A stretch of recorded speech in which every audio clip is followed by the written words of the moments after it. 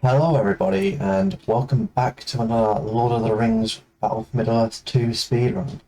So this is the commentary version of the run. I'll be uploading one without commentary, and I'll probably be making the non-commentary one, the official one, probably make it public and put it on speedrun.com. And that's just because I don't want unedited I want an unedited speedrun on speedrun.com, just in case, because I'm not a moderator of this game, so I don't want to make it look like I've edited it in any way. So this campaign, actually a lot shorter than the other one. Yeah, definitely a lot shorter. No wasting time on this campaign, apart from, well, technically 2 minutes in mission 5, but you're still doing things, so yeah, just basically completely just speed running, which is very rare for an RTS game actually. Yeah. This campaign actually mostly easy. Learn probably easier than the first good campaign. So for this level, basically what we're looking to do here is you want to be trampling all the enemies with your Nazgul, because it's just they do more damage that way than just killing them with the swords. And the objective to win here is basically you need to get up to your cave troll. You need one cave troll and you need to upgrade the fissure. And that will basically end the mission. You also need to destroy 2 of the tree houses that we're about to destroy, and of course the main objective up here. And you see, I've sent my Master Sauron forward here, just so I can get that cutscene early, so it doesn't interrupt me while I'm trying to build something.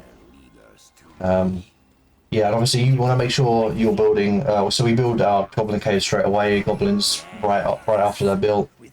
We just want to make sure that, because our buildings are going to be the last thing that we get up, basically. So you just want to make sure you're building them as quickly as possible. So you can see we're about to get unlocked fissure, and then we build it immediately. And that is basically just how you beat this mission as quickly as possible. You just need to build things very quickly. It's a pretty easy mission, but yeah, that's all you have to do really. I also want to make sure you get your Nazgul leveled up. I'm not too sure if the level carries over much, because normally they automatically upgrade. And yeah, destroy the final objective here. You also want to make sure that you build your command points up. They're a very scary thing in this campaign, especially. You need every single one of them, really. So make sure you do that. And yeah, that's sort of a mission, very easy one. Most of these missions in this campaign are pretty easy. Just sort of auto scrollers, really. And yeah, that's the mission. So I should mention that I'm playing on patch 1.06, and that is the fastest patch for this campaign, I believe. Actually tried this on 1.0, just like the good campaign. But the thing is, you have to upgrade your fissure to get cave trolls on 1.0.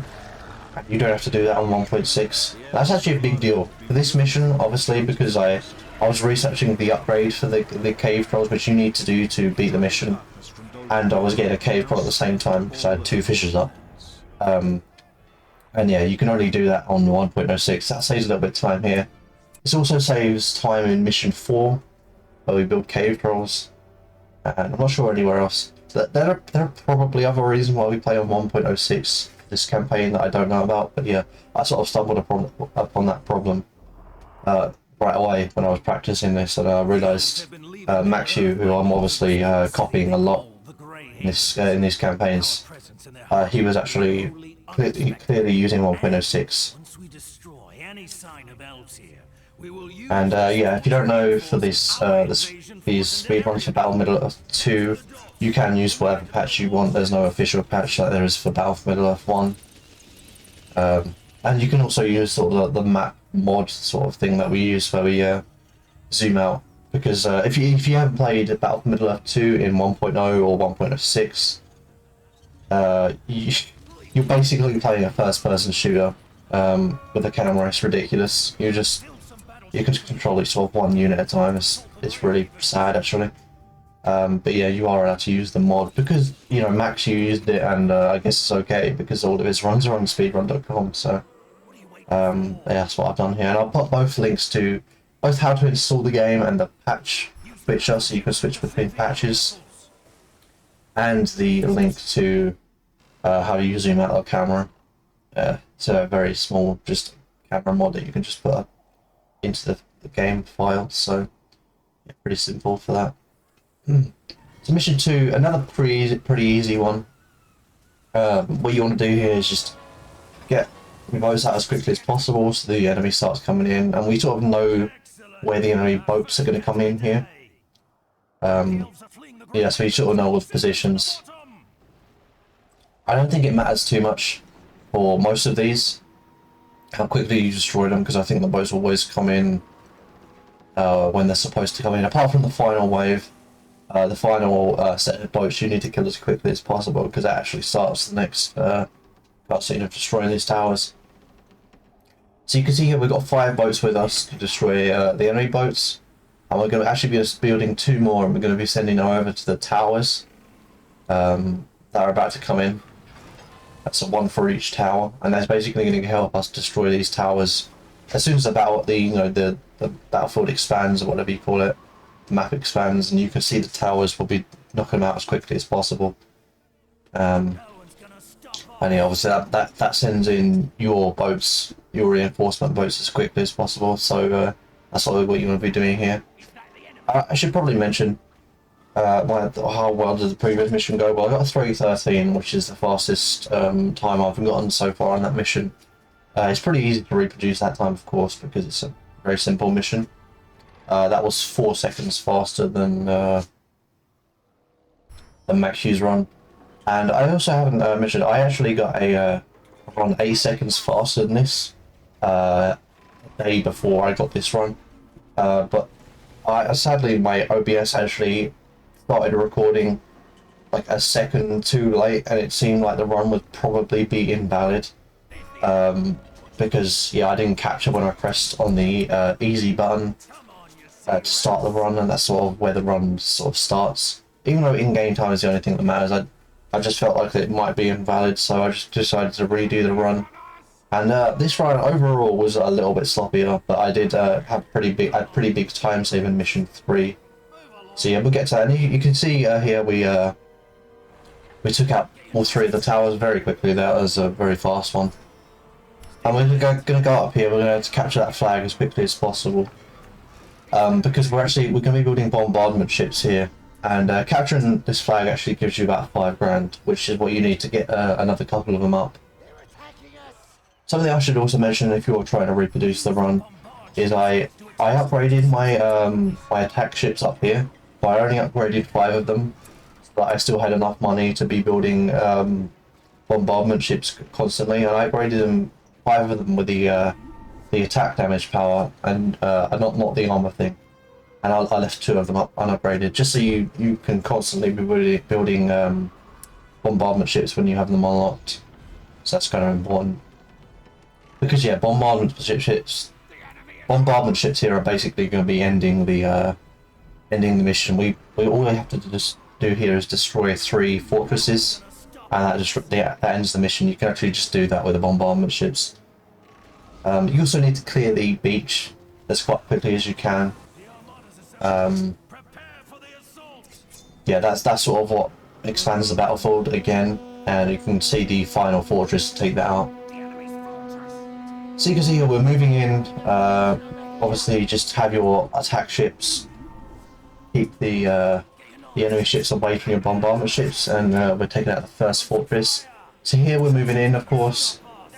We actually want to be using our fire bomb things, whatever they're called, and we're going to be taking out about both of the the ents on the mountain there, or the hill, with our fire bombs, and that's also going to take out the tower. So it's a very quick way of doing that. And then obviously when your reinforcements come in from behind, you're just going to be trying to move them in as quickly as possible to take out these archers. And it is quite important that you obviously do this very quickly, because yeah, yeah, this expands the battlefield. So just move the minis very quickly. I do manage to beat this mission 6 seconds faster than Max U again, so a little bit of time saved.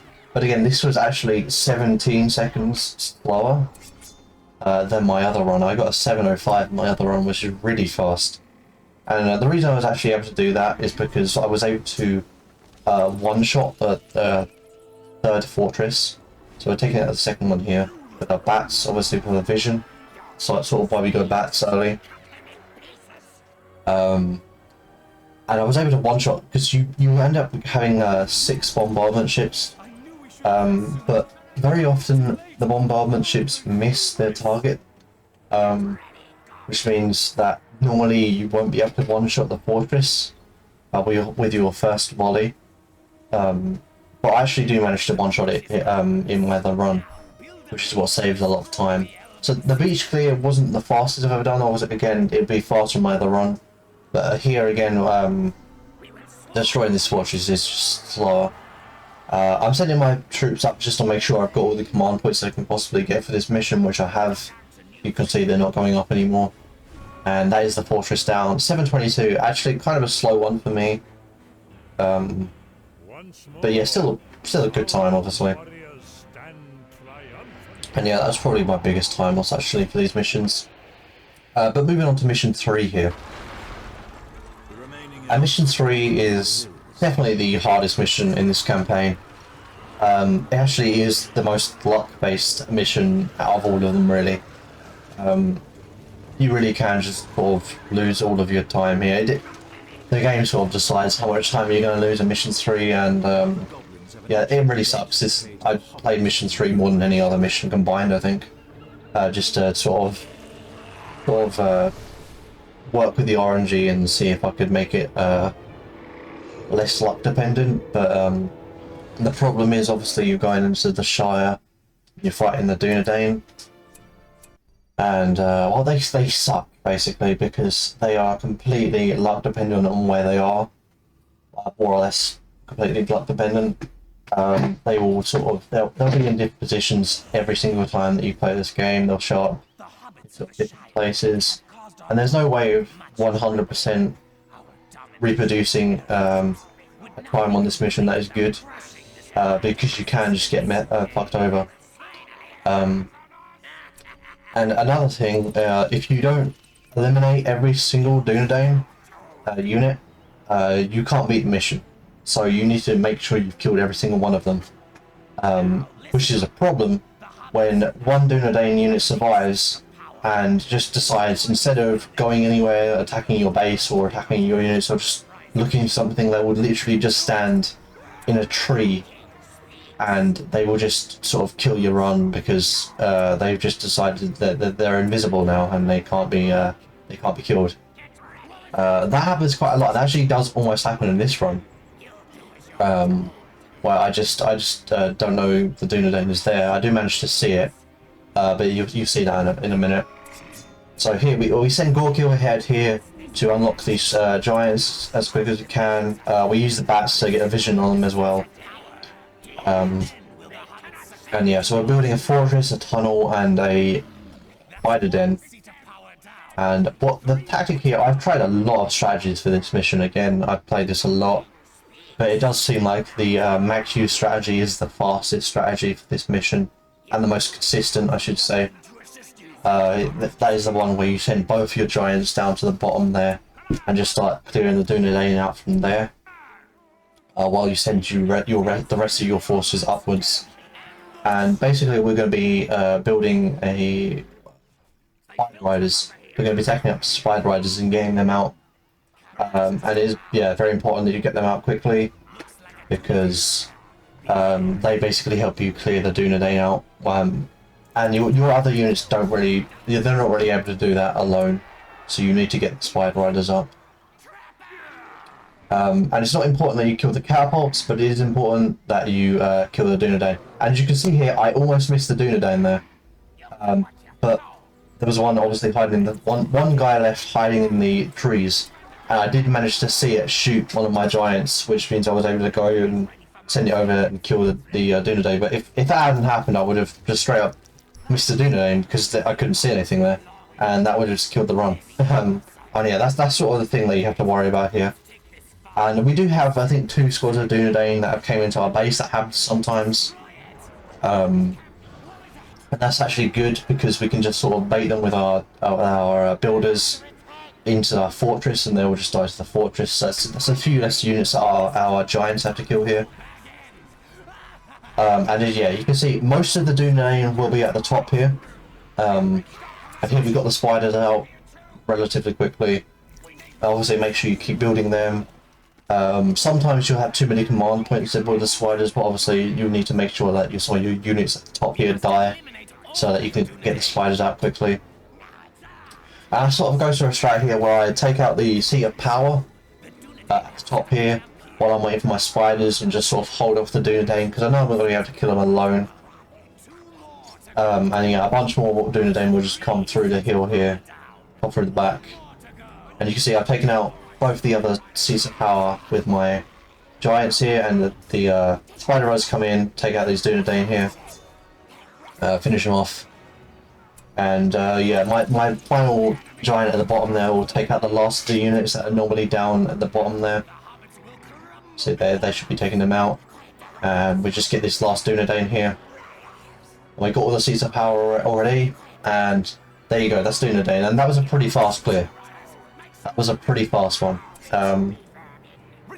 Obviously didn't have any issues with Dunedain hiding from me. Everyone sort of done their job pretty well. Can't really complain here. And then obviously we've got the Isengard coming in.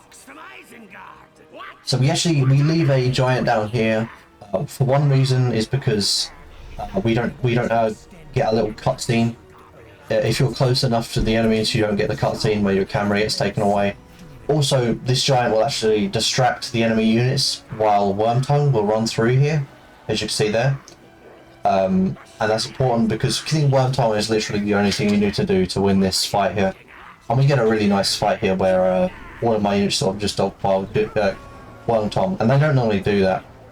Sometimes you can get a really bad AI where they just, 2 of them just attack Wormtongue and the rest of them can't even reach them. But yeah, we killed him really quickly there, and it actually gave us a really solid time. Another 6 seconds faster than Maxi's run. Fastest I've got is a 4:51 with a sort of slightly different strategy, but again, leveled is just sort of luck at the end of the day with Dunedain units, and there's no way of reproducing sort of really fast times like that. I would just, if you were trying to reproduce this run or trying to beat my run, I would just go for that strategy there, because it does seem to be the most consistent.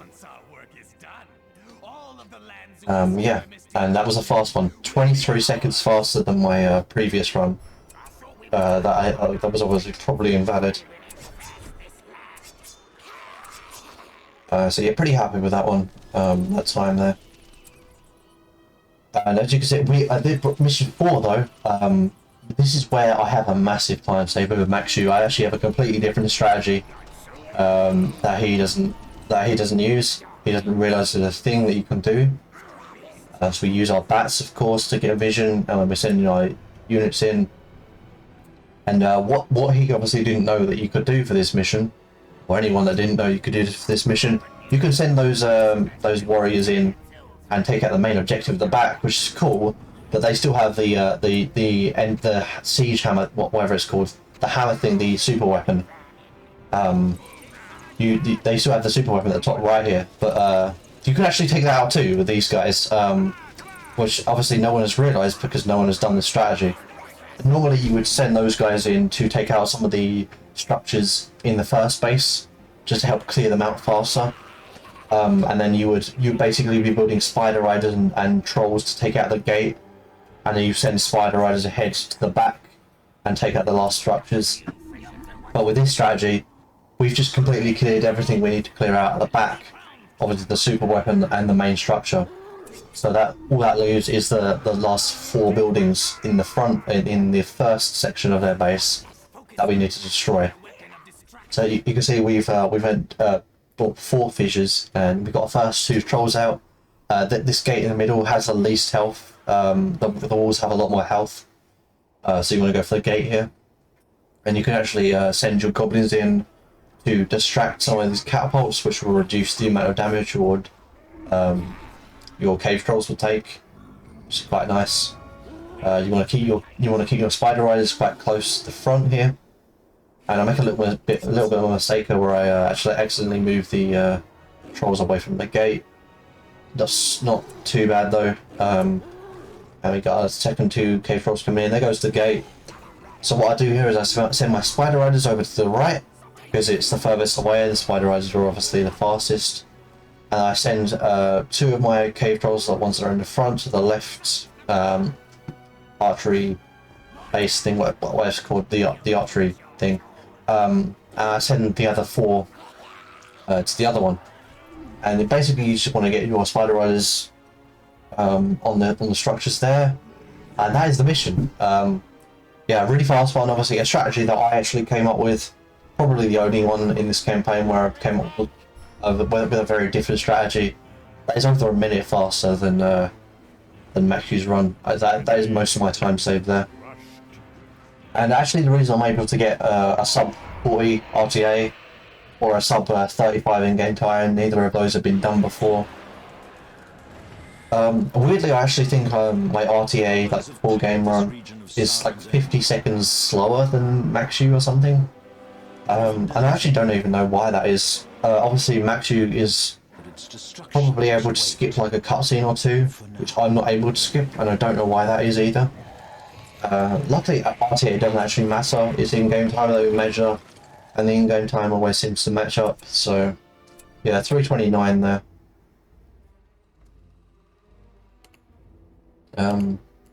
I actually thought that was a 3:28, so I might retime my my thing a little bit, but yeah. Yeah, so mission 5, I think was that a 3? Oh yeah, I'm not sure to be honest. But yeah, mission 5. Mission 5 is an interesting one, also a kind of a little bit difficult one at the beginning at least. We can cross over to the north at the bridge along the river.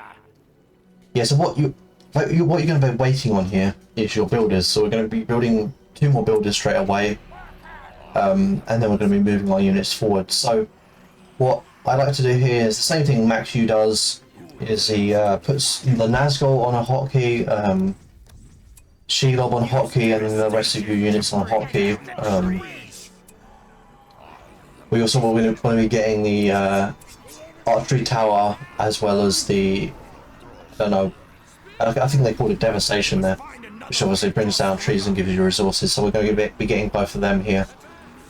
And what you don't want to do with this first sort of wave is you just want to be running them down with your Nazgul and obviously the mouth of Sauron here. And once you've got your 3rd builder up, you want to start moving them to the top of the road there. Once you've sort of trampled all the units apart from the cavalry, you can start taking them out with your Nazgul. And you can see we've actually sent Shelob right up. Obviously, Shelob can go over hills. And I accidentally used my spear thing from Shelob, which is a little bit unfortunate because maybe you could have used that later, but it doesn't matter too much. And then we use our tower here. It's important that you put that about in the same spot, because Ents actually spawn in a minute, and the Ents will target the tower instead of your actual towers that you're going to be building. So yeah, it's important that you do that. That's obviously reduced damage. We use our what they call spiderlings, as well as our warriors here, to help clear out these archers while we move everything else up. You get 2 extra spiderlings that come out shortly after your Shelob reclaims them, so make sure you use them as well. And kind of don't want to let Shelob die here if you can help it. So make sure you help Shelob out. She does go down pretty quickly. And yeah, so the builders are still coming through. Obviously, once your 4th builder spawns, you want to make sure you send that up as quickly as possible. I've already sent them up. And you can see we're sending builders to build towers on the 3 furthest away towers, and obviously leaving the last one for our final builder when it gets up here. And yeah, not much way of speeding this mission up. because obviously you have to get a builder up. You have to get a builder up. You have to build the second builder. And yeah, they'll basically be getting there as quickly as you can. And I actually do save, I think, 10 seconds on Maxu here, so 628 compared to his 638. And that's basically just a faster building of a builder, faster getting up here. And that's basically this mission. Once you build all 4 towers, obviously there's a 2-minute countdown where you have to hold them for, which is pretty easy normally. It does have quite a bit of sort of macro at the beginning of this mission, but the second half is pretty easy once you've cleared everything out. And you can see once this third tower goes up, yeah. So the third tower goes up, the ants come in, and you can see we've got the summon tower to actually take the fire from those ants to make sure that they don't destroy the towers that actually matter. And yeah, we just send our heroes in to take them out. So is there anything else I want to talk about here? So yeah, I was going to talk about the links in the description. If you're looking to reproduce this run, go ahead and look in the description to help you out installing everything. Obviously Maxu, shout out to him. Most of these strategies again are copied from his run. I'm sure maybe he hasn't came up with every strategy, but that is a run that I copied. So PB time, this mission actually matched my PB time, another 628. Mission 4 I think was a few seconds slower, a little bit slow in mission 4, but yeah, there's a few missions where I sort of have a little bit of slop, and then mission 3 sort of saves it for this run. That is sort of the difference between this run and my previous run. Oh, and I haven't talked about the fact that I'm playing on easy difficulty. So on speedrun.com, there's 2 categories that you can play for, so easy and hard difficulty. I play on easy difficulty because I think it's more, just by looking at them briefly, I think easy difficulty is just more fun. Hard difficulty is basically sort of the same thing, there's the same sort of strategies. The only difference is you sort of have to wait around a lot more, because obviously you can't just sort of walk past units or only kill a handful of them. You actually have to sort of build up a little bit more and play it safer, which is, you know, when you have easy difficulty where the strategies are sort of the same, but you can do it faster, it's sort of just more entertaining, which is why I'm playing on easy instead of hard. And yeah, I like easy difficulty a bit more. Definitely, obviously, the ones are slower and hard difficulty as well. Not by too much. I mean, I think both of the runs are like less than 10 minutes slower on hard than they are on easy. For reference there, you can go and check them out. Maxu has done both of the hard difficulties, and I don't think I'm going to be competing for them. Probably not. I'll let him keep them. I've already mentioned, of course, in-game time is the one that matters. So collection of all 8 mission times combined is what the run timer basically is. The RTA doesn't matter really. It's just but yeah, the RTA is calculated from when you press the easy button to start the mission, and when your camera starts spinning at the end of the last mission. So yeah, so mission 6, moving on. So I do actually have a little bit of optimization in mission 6 where we save some time. Here I just basically, what you have to do in mission 6 is you need to free all 4 Drake dens, and then you need to have some Nazgul walking up to Drogoth, I think his name is the dragon, and that basically ends the mission. It's a very quick mission, about a 2-minute one. And yeah, we did this very quickly. So I just basically have a little bit of optimization where I send each unit, and that speeds it up by about 20 seconds compared to Maxu's run. I do actually use a few seconds here again to a little bit of slop compared to my other run. But yeah, so we're sending our Nazgul we're sending our Master Saddle straight up, Nazgul close to where it's going. We send our Nazgul up here just because it's safer than sending the Nazgul down to the right, even though I think that is slightly faster.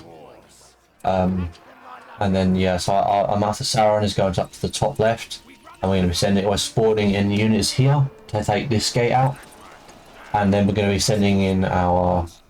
So we could have moved the Master Sauron a bit faster there, but we didn't. We want to send it. We were putting a tower there just to make sure our Nazgul don't take too much damage. And then the closest Drake den is going to be taken up with these Pack Trolls. And it's actually important here that you make sure you use your Drakes and you do as much damage to the enemy as possible, because we still want to be building up command points. I have been making sure throughout the run that I've been getting as many command points as I possibly could. We actually want to be leaving this mission with 35 at least, hopefully more.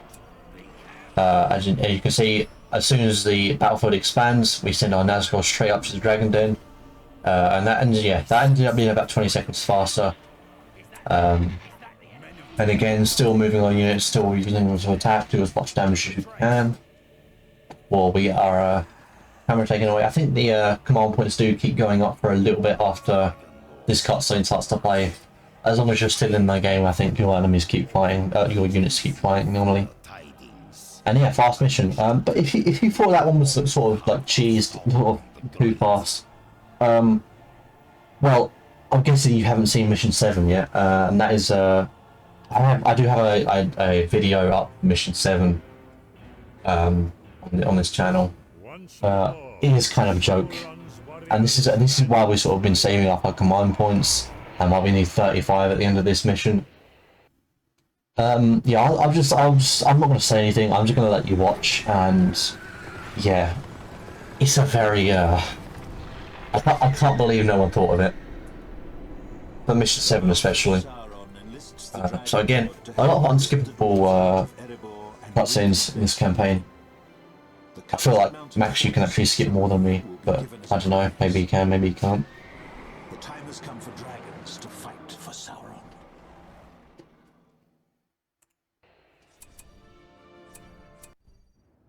So yeah, moving on to this mission. I haven't mentioned yet what I'm probably going to be doing after Battle for Middle-earth 2, and I'm actually not even sure. I did say I'd go back to Red Alert 3, but I was having a little bit more fun with this run, obviously, and I've already sort of got all the records that I could for Red Alert 3, and yeah, this is this mission. So as we send the dragon in, and yeah, that's the mission. Yeah, I can't believe they didn't think of that. It's kind of crazy because it's mission 7, so you should sort of expect to have a level 20 power up by now. And they just didn't think of us doing that. So yeah, that's a 30-second mission for you. Basically, just skip the mission entirely. You can see we actually sent some units down there to actually get a little bit more command points out before the mission ended. But yeah, we just skipped mission 7 there. The fastest alternative is like a 3 to 4 minutes slower. So that's obviously why you want to be using the command points the way that you do, because it's definitely the fastest way of doing this campaign. And, yeah. Mission 8, unfortunately we can't choose mission 8. It is a little bit of a difficult mission, but I'd say it's pretty easy, especially compared to like mission 3. Most of this campaign is pretty easy. And yeah, so this mission we do it a little bit generically. We have to go up to Giants technology, and we basically get Giants, and we just start sieging all of the fortresses that the enemy has. Yeah, and that's basically what we do. You need to take out 2 of the fortresses plus the main Rivendell fortress here. And again, we can use our dragons to sort of help speed this up, to help cheese it a little bit. I wouldn't really say cheese, but definitely speed up the mission. And here we send in our bats, and we build up a tower here. Very important that you don't mess this up. You don't have your bats get sniped, so yeah, don't spawn the bats too close to these towers. Make sure you spawn them far away and then send them in to get the vision. If you don't do that, then your bats will very easily be sniped. You can see, make sure you're, obviously, we upgrade the fissure, we build the fissure and upgrade it as quickly as we can, because that is literally what we're waiting on for this mission. And we actually send a builder, once we've got a tunnel up, we send a builder up to the top left. And that is actually going to trigger the Dunedain to come in and attack our base, which is definitely what we want here. And you'll see why in a moment. We actually bait some of these units here as well to come into our fortress, just so that we have our fortress to help attack them. And you want to make sure that you're not destroying these buildings here, but that you're doing as much damage as you can to them before actually taking them out. And you can tell that the enemy archers are not actually attacking this tower at all, and that is, yeah, they just, I don't know why, but their AI just decides that they don't want to attack the tower at all, which just allows us to take up those structures for free, basically. I did make a mistake in this mission, by the way, and you'll see that later, which actually loses probably 10 to 15 seconds, unfortunately. And that's the sort of the difference between me actually beating my invalid run or not. Kind of unfortunate, but it was still a good pace, 10 seconds faster than Max's run. So yeah, I'm still pretty happy with this mission overall. So yeah, make sure you don't destroy the towers again. Quite important that you don't destroy them, because then the units come into your base. It's quite annoying. So we get two catapults. They don't do nearly as much damage as your giants do, but we'll still be using them for siege. Yeah, and so obviously the reason that we wanted the Dunedain to come in is that we actually got our Nazgul up. The Nazgul come in to sort of defend you from the Dunedain. So yeah, you basically just get 3 units out here. So you can see we've almost taken out these towers, which is a good sign. A first giant is obviously up, which means we're going to start moving in here, and we're about to make our first mistake.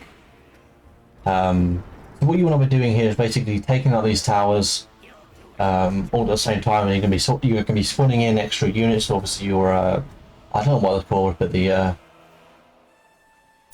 wild men. There you go. And this is a mistake here. So I send the giant in way too soon. Well, not way too soon, but too soon. Before I spawned in the wild men, and the giant actually just straight away gets sniped by the archers, unfortunately. And that actually, yeah, that loses a little bit of time, because we definitely want to be having our giants up to siege this gate very quickly. You can see these archers are still a pain. And once you've actually destroyed all 4 of those buildings, the archers on top of the gate, shoot down on you. They actually all come down, and they actually go around where the Dunedain come from, and they actually attack you from there. And that's actually where you use your Nazgul to hold them off. You can see on the map there they're coming in. So we're seeing this gate here. Unfortunately, a giant down. Taking out these archers, of course. And yeah, just make sure you keep building up your giants. Matthew actually goes to the structure in the bottom right, where you take out a couple of squads of archers, and then you capture the structure, and it gives you more resources. You actually need to do that, and I think in this way you actually lose less units to not having to destroy the archers. I try and dodge the water thing that comes in there, the water horses. Doesn't really work, because they sort of, once you go through the gate, they target a group of units, and the second power comes in there, the light power, which burns 3 units. I actually escaped with a decent amount of my units sort of surviving there. Obviously, you want to make sure that your siege units don't go down to any of that, and that's where we use our final 10 command points that we get up to summon the Watcher, and that is basically just going to be holding off all of the Rivendell reinforcements that come in to try and stop the units here. So at this point, we're just sending our Nazgul in to do more damage to the fortress. They actually do quite good damage to the fortress here. And obviously, we're just sort of using our Goblin squad to help take out that fortress there. And this would have been a really fast time if I'd kept the other giant up, actually. This probably would have been a PB, because my other run was like 550, this maybe would have been like a 545. And you can see we're summoning the dragon here to destroy the fortress of Rivendell. You want to make sure that you don't do that until right at the very end, because once the Rivendell fortress takes damage, the Fellowship of the Ring comes in and literally destroys your base. That can happen 10 seconds into the game. They can just come in and destroy everything with the army of dead, of course. And yeah, that's the campaign. Again, a lot faster than the good campaign, because obviously there's no defense missions. I think if you took away the defense missions, this would still be about 10 minutes faster. Yeah, just a lot faster than the good campaign. I'd say a pretty easy one, actually, pretty easy one to run. Probably easier than good campaign. Other than mission 3, which is probably the worst mission in the whole game. I don't like mission 3 very much after this. But yeah, fast run. I feel that was really good. Yeah, I hope you enjoyed watching. There is a chance I've never actually played Battlefield Earth 1, more than like a couple of levels at least. But I have installed it now via the speedrun.com methods I'm installing, which means if I wanted to speedrun the game after I played it, it is possible that I can do that now. I'm not too sure because I've never played the game or already seen the game much, so I'm not too sure if I'd want to be running it. But yeah, there's a 6-minute time, and that is this campaign. So thank you for watching. Obviously, links in the description.